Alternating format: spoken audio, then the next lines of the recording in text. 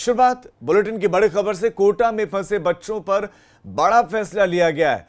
प्रदेश सरकार ने बड़ा फैसला लिया है। कोटा से बच्चों को घर लेकर आएगी सरकार। ये बच्चों के लिए और बच्चों के परिवार वालों के लिए जो प्रदेश में रहते हैं उनके लिए एक अच्छी खबर कि सरकार ने उन बच्चों को वापस लाने का फैसला किया है जो कोटा में फंसे हुए, जो पढ़ने के इरादे से कोचिंग सेंटर्स को वहां ज्वाइन करते हैं। बच्चों के लिए 250 बसों का इंतजाम किया गया है और इनमें आगरा से 150 बसें जाएंगी तो झांसी से 100 बसें जाएंगी। लॉकडाउन में ये कोचिंग कर रहे हैं बच्चे, वहां पर फंसे हुए हैं।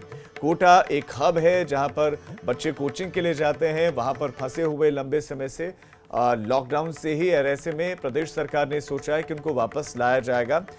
संतोष हमारे संवाददाता इस पर और ज्यादा जानकारी देंगे। संतोष, सभी बच्चों को वापस लाया जाएगा कब और किस तरीके से वापस लाने की तैयारियां हैं और क्या वजह है, क्योंकि लॉकडाउन तो पूरे देश में है, जगह जगह लोग फंसे हुए, तो क्या वहां से बच्चों की तरफ से कुछ विशेष इस तरह की मांग थी कि हमें वापस भेजा जाए या परिवार वाले दबाव बना रहे थे? देखिए, उत्तर प्रदेश सरकार के द्वारा जो तमाम अन्य राज्यों में फंसे लोगों के लिए जो नोडल अधिकारी बनाए गए थे, उसमें राजस्थान के लिए जो नोडल अधिकारी बनाए गए थे, वहां से बच्चे लगातार इन अफसरों को फोन कर रहे थे। वहीं उत्तर प्रदेश से इनके माँ बाप भी लगातार फोन कर रहे थे कि उनके बच्चे कैसे आएंगे। लिहाजा उन बच्चों को राजस्थान सरकार के द्वारा पहले उनकी तमाम जांचें की गई, जिसमें ये सारे बच्चे कोरोना नेगेटिव आए। इसके बाद अब इनको वापस उत्तर प्रदेश में भेजा जाएगा। उत्तर प्रदेश सरकार के द्वारा हजारों बच्चे, कोटा एक कोचिंग इंडस्ट्री के तौर पर है और उत्तर प्रदेश में करीब 5 से 6 हजार बच्चे वहां पर हैं।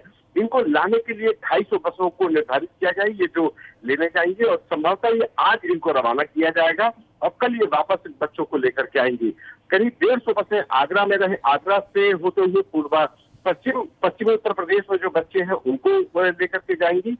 वहीं झांसी के रास्ते से जो बसें आएंगी वो पूर्वांचल में जो बच्चे हैं उनको उनके घरों तक पहुंचाएंगी। यानी कि उत्तर प्रदेश सरकार ने 250 बसों के जरिए उन बच्चों को वापस घर भेजने का निर्णय लिया है। एक अच्छा निर्णय लिया है। जो बच्चे कोचिंग के चलते अचानक से लॉकडाउन में कोटा में फंसे हुए थे, जो कोचिंग कर रहे थे। जी संतोष, आपका इस तमाम जानकारी के लिए धन्यवाद। तो प्रदेश के लोगों के साथ साथ उन लोगों की भी चिंता है जो प्रदेश के हैं लेकिन दूसरे राज्यों में फंसे हुए हैं। कोटा में 5 से 6 हजार इनकी संख्या बताई जा रही है। लगातार जो नोडल ऑफिसर नियुक्त किए गए हैं हर एक राज्य के लिए प्रदेश सरकार की तरफ से, ये बच्चे नोडल ऑफिसर को फोन करके कह रहे थे कि उनको प्रदेश उनके घर वापस भेजा जाए। ऐसे में उनकी जिनकी कोरोना रिपोर्ट नेगेटिव है उनको घर भेजा जाएगा। 250 के करीब ये बसें हैं जो कोटा जाएगी और बच्चों को लेकर आएगी। बहरहाल एक बड़ी खबर आपको दे दें, ये कोरोना अपडेट है। देश में कोरोना के मरीजों की संख्या लगातार बढ़ती चली जा रही है। 13,000 को पार किया गया। आंकड़ा 13,000 को पार कर गया है। कोरोना का आंकड़ा बढ़ गया है। 13,387 केसेस हो चुके हैं। 13,387 मरीज अब तक भारत की बात करें तो सभी राज्यों में सामने आए हैं, जबकि मरने वालों की संख्या बढ़कर 437 हो गई है। आंकड़ा रोजाना 1000 के करीब बढ़ रहा है और आज 13,387 केसेस सुबह सुबह है। दिन भर में और भी केसेस आएंगे जो इसमें जुड़ते चले जाएंगे। तो ये चिंताजनक है कि रोजाना 1000 के करीब केसेस आ रहे हैं। हालांकि स्वास्थ्य महकमे ने इस बात की भी जानकारी दी है कि 300 से ज्यादा जिले ऐसे हैं जहां से कोरोना पूरी तरह से समाप्त हो गया है, यानी कि हॉटस्पॉट, और लॉकडाउन का एक अच्छा सकारात्मक असर देखने को मिला है। लेकिन जो संख्या अभी भी बढ़ रही है ये अच्छा संकेत नहीं है। और ये जो आंकड़ा है 13,387, इसमें सभी राज्यों से जो नए पॉजिटिव केसेस आए हैं उनमें, जिसमें उत्तर प्रदेश भी शामिल है। अगर मुरादाबाद की बात करें तो वहां से कुछ केसेस आए हैं, दूसरी जगहों से कुछ केसेस आए हैं। तो ये बड़ी खबर हम आपको दे रहे हैं और एक कोरोना अलर्ट है जो लगातार हम आपको दे रहे हैं कि संख्या देश प्रदेश में क्या है। प्रदेश का आंकड़ा लगातार बता रहे हैं तो देश का आंकड़ा 13,000 को पार कर चुका है। 13,387 कोरोना मरीजों का आंकड़ा है। इसमें बहुत ऐसे भी हैं जो ठीक हो चले हैं और मरने वालों की संख्या 437 है।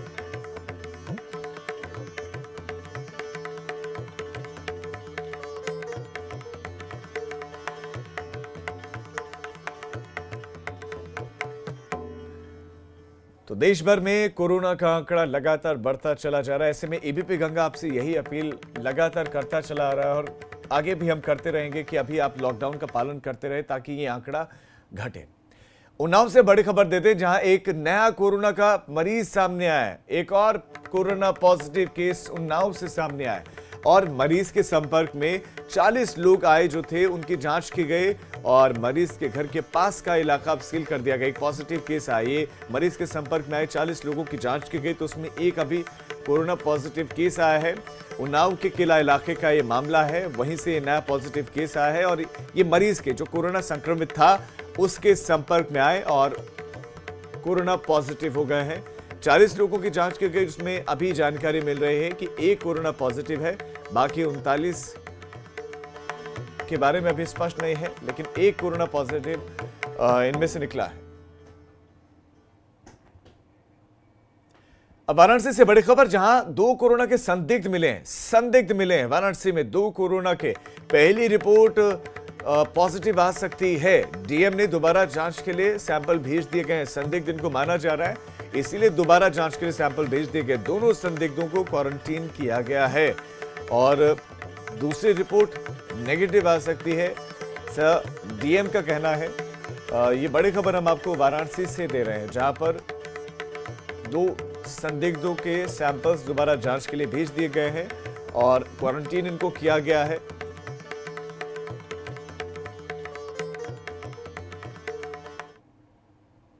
यूपी में कोरोना से जंग लगातार जारी है। 48 जिलों में पैर पसार चुकी इस महामारी ने 9 जिलों में सबसे ज्यादा कहर बरपाया और इन 9 जिलों में सबसे ज्यादा खतरा भी है और इन 9 जिलों को स्वास्थ्य मंत्रालय ने हॉटस्पॉट भी घोषित कर दिया है। एबीपी गंगा आपको लगातार इन 9 जिलों पर फोकस रखते हुए पल पल की अपडेट देता रहा है।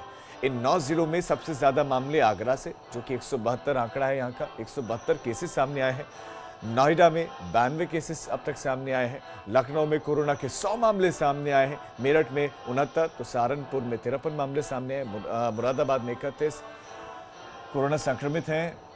वहीं गाजियाबाद से 28 कोरोना संक्रमित सामने आए हैं। तो ये वो 9 जिले जो हम आपको बता रहे हैं, फिरोजाबाद, मुरादाबाद, सहारनपुर, आगरा, गाजियाबाद, लखनऊ, नोएडा, इन 9 जिलों में सबसे ज़्यादा खतरा है। जो केंद्रीय स्वास्थ्य मंत्रालय है, उन्होंने इन जिलों को हॉटस्पॉट घोषित कर दिया है और अब यहाँ पर रैपिड सैनिटाइजेशन का काम होगा, यानी कि इन जिलों को चिन्हित करके यहाँ राज्य सरकारों के मशीनरी तो काम कर ही रही है, केंद्र सरकार की मशीनरी भी लगेगी। केंद्र सरकार के लोग भी इसमें और तेजी से सैनिटाइजेशन का काम यहाँ करेंगे। महामारी के इलाज में भी भ्रष्टाचार का मामला सामने आया है।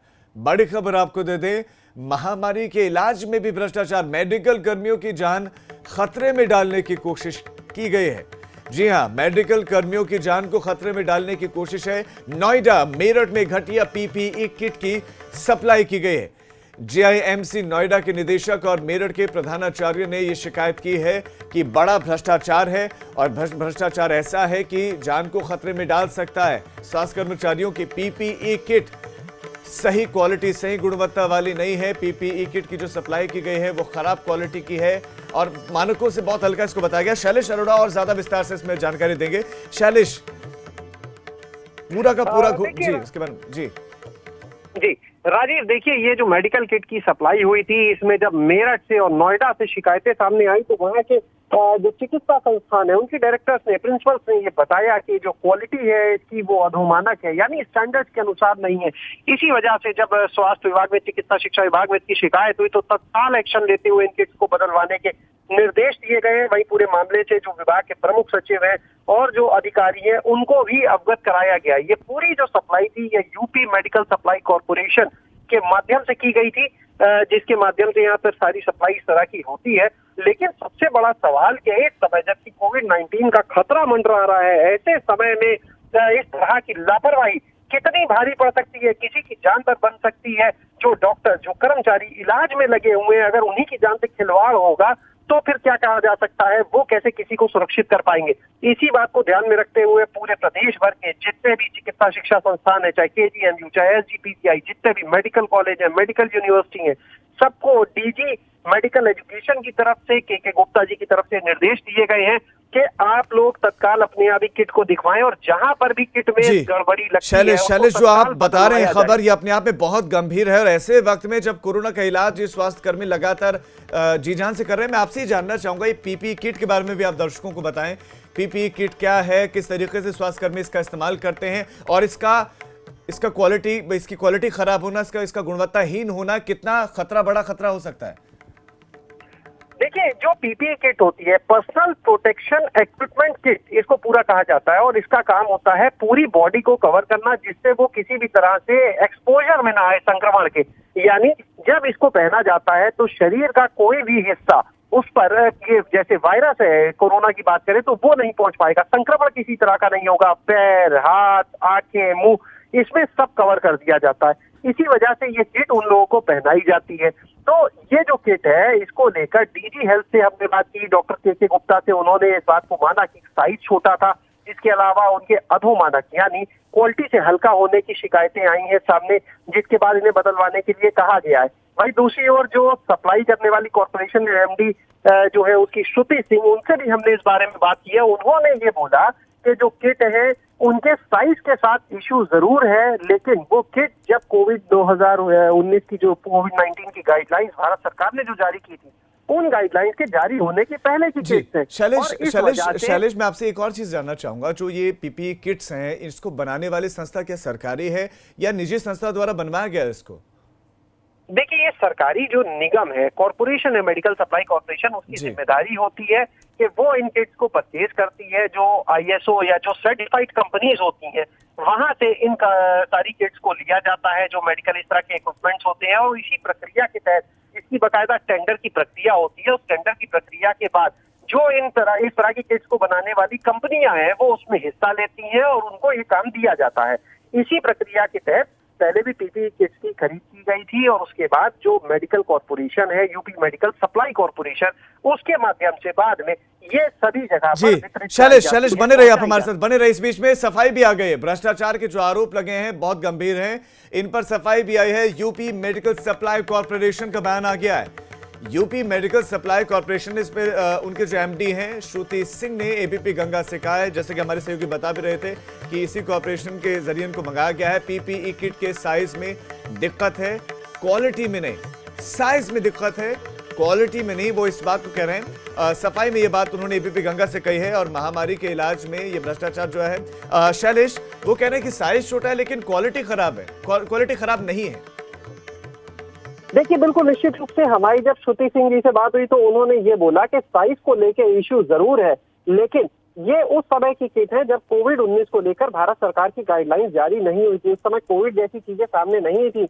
ऐसे में ये किट्स जो थी वो सप्लाई हुई थी। और हालांकि ये किट्स, उनका ये कहना, उनका ये तर्क है कि ये जो किट्स है वो पूरी तरह से, भले उनकी क्वालिटी में कोई दिक्कत नहीं है, लेकिन जो साइज का भी इशू है, अगर कोई पूरी किट पहनेगा तो वो इशू भी नहीं रहेगा, क्योंकि अगर वो शू कवर को पहनता है और ट्राउजर को, अपने लोअर पार्ट को पहनता है, तो पूरी तरह से बॉडी कवर होगी और बॉडी का एक्सपोजर नहीं होगा।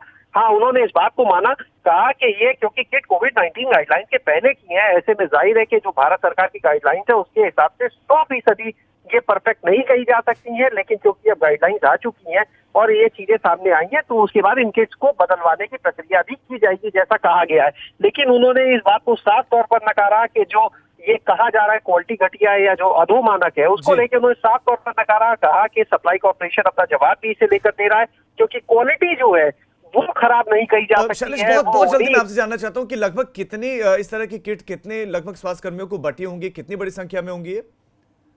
देखिए, फिलहाल राजीव, इसकी संख्या अभी नहीं ट्रेस हो पाई है कि कुल कितनी इसके किट को बांटा गया है। इस बारे में हमने डीजी से भी जानना चाहा और भी अधिकारियों से, लेकिन फिलहाल संख्या जो है कि कितनी किट बांटी गई है ये अभी सामने नहीं आ पाई है। हालांकि जो मेरठ और नोएडा में किट बटी है, जहां से शिकायतें आई हैं, वहां से जरूर अब इस संख्या को लिया जा रहा है, क्योंकि उसके आधार पर ही आगे इनको बदलवाने जी शैलेश, आपका फिलहाल इस तमाम जानकारी के लिए धन्यवाद। ये महत्वपूर्ण जानकारी आपने दी। हालांकि इस पर स्पष्टीकरण ये आया है कि हाँ, साइज इसका थोड़ा सा छोटा जरूर है, लेकिन क्वालिटी में कमी नहीं है। बहरहाल इस मामले की जांच जरूर होनी चाहिए कि वाकई गुणवत्ता पूरी है या नहीं है, और साइज छोटा है तो इसको जल्द ही दुरुस्त किया जाना चाहिए। बहरहाल गाजियाबाद से एक और बड़ी खबर आपको दे दें, सरकारी अफसर खुद क्वारंटीन हुए हैं। गाजियाबाद से ये जानकारी, सरकारी अफसर खुद क्वारंटीन हुए हैं। सीएम समेत 6 अफसर क्वारंटीन हुए हैं और एक होटल में सभी क्वारंटीन हुए हैं। विपिन तोमर संवाददाता इस पर और ज्यादा जानकारी देंगे। विपिन,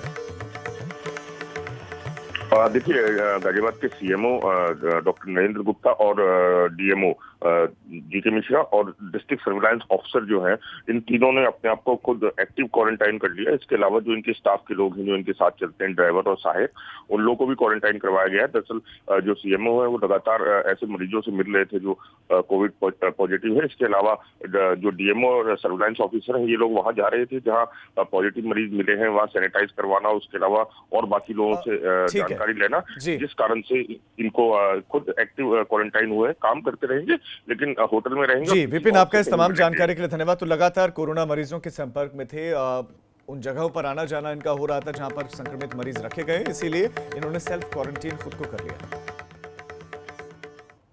चले अब रुक रहे हैं 30 सेकंड के एक सुरक्षा ब्रेक के लिए। साबुन से धोते रहो हाथ हरदम, जर्म्स हटाने हैं जो, पर 20 सेकंड तक हाथों में अपने साबुन को रहने दो। दाएं और बाएं, ऊपर और नीचे पूरी तरह हाथ धो, पर 20 सेकंड तक हाथों में अपने साबुन को रहने दो। 20 सेकंड का एक गाना गाते गाते किसी भी साबुन से हाथ धोइए, जर्म्स को दूर रखिए। डेटॉल द्वारा जनहित में जारी। बढ़ते आगे, कानपुर में 4 मरीजों में कोरोना की पुष्टि हुई है और कुली बाजार से लिए गए लोगों की सैंपल रिपोर्ट पॉजिटिव आई है, जिन्हें हैलट के कोविड वार्ड में भर्ती करवाया गया है। जिसके बाद अब कानपुर में कुल मामले 27 हो गए, जिनमें से 1 मरीज डिस्चार्ज हो चुका है तो 1 मरीज की मौत भी हो चुकी है। कुली बाजार से इन लोगों के सैंपल लिए गए थे और कोरोना पॉजिटिव मिले हैं। इसके बाद 27 यह आंकड़ा कानपुर का हो चला है। आज कानपुर नगर में 4 कोरोना पॉजिटिव केसेस मिले हैं, जो कि कुली बाजार क्षेत्र के बाशिंदे हैं। ये वही क्षेत्र है जहाँ पहले भी हमको केसेस मिल चुके हैं, हॉटस्पॉट एरिया है। यहाँ पे लल्लन मस्जिद और हाथा वाली मस्जिद से हमको कुछ सैम्पलिंग कराई थी 15 तारीख को। उनमें से 4 केस हमको कोरोना पॉजिटिव मिले हैं, जिनका हम शीघ्र उपचार के लिए मेडिकल कॉलेज में एडमिशन करा देंगे। चले फिलहाल रुकने छोटे से ब्रेक के लिए, हम फौरन लौट रहे हैं। आप देखते रहिए एबीपी गंगा, खबर आपकी, जुबान आपकी।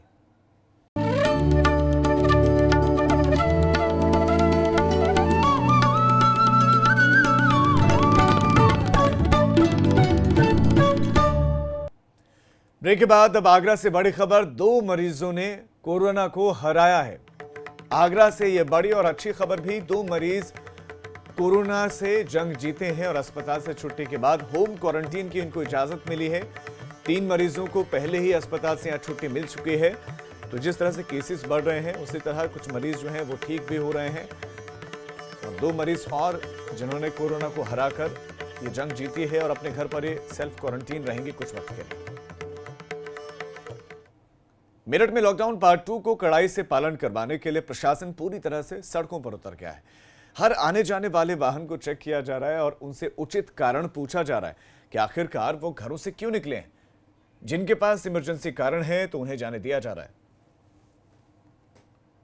लॉकडाउन 2 का कड़ाई से पालन हो, इसकी अपील देश के प्रधानमंत्री नरेंद्र मोदी जी भी कर चुके हैं और यही वजह है कि इस वक्त हम मेरठ के कमिश्नरी चौक पर मौजूद हैं, जहां आप देख सकते हैं कि पुलिस पूरी तरीके से यहां पर मुस्तैद है और लॉकडाउन का 100% पालन कराने की कवायद कर रही है। आप देख सकते हैं कि जो भी वाहन आ रहे हैं उन्हें रोका जा रहा है, उनसे बातचीत की जा रही है और ये जानने की कोशिश की जा रही है कि आखिरकार जब वो घर से निकले हैं तो क्या वजह है।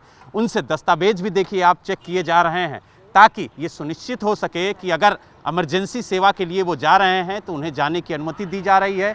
अगर वो इमरजेंसी सेवा के लिए नहीं जा रहे हैं तो उनके खिलाफ कार्रवाई भी की जा रही है, यहाँ तक कि चालान काटे जा रहे हैं और उनको हिदायत दी जा रही है कि अगर दोबारा वो लॉकडाउन का उल्लंघन करते हुए पाए गए तो उनके खिलाफ एफआईआर भी दर्ज होगी। जैसे आप देख सकते हैं कि एक स्कूटी से 2 लोग जा रहे थे, उन्हें रोक लिया है पुलिस ने और ये भी बताया कि सोशल डिस्टेंसिंग कहीं ना कहीं यहाँ पर ध्वस्त हो रही है। लिहाजा आप देख सकते हैं कि जो पीछे बैठा हुआ शख्स था वो गाड़ी से उतर गया है और इनको बताया जा रहा है कि सोशल डिस्टेंसिंग का पालन जरूर करें, क्योंकि लॉकडाउन और सोशल डिस्टेंसिंग के अलावा मास्क लगाकर अगर आप घर से निकलते हैं तो इस महामारी से कहीं ना कहीं लड़ाई जीती जा सकती है। लेकिन अगर इन 3 बातों की लक्ष्मण रेखा को आप लांघेंगे तो कहीं ना कहीं ये महामारी आप तक पहुंचने में कामयाब होगी। तो इसलिए लॉकडाउन, सोशल डिस्टेंसिंग और मास्क लगाने की जो कवायद सरकार और WHO की तरफ से की जा रही है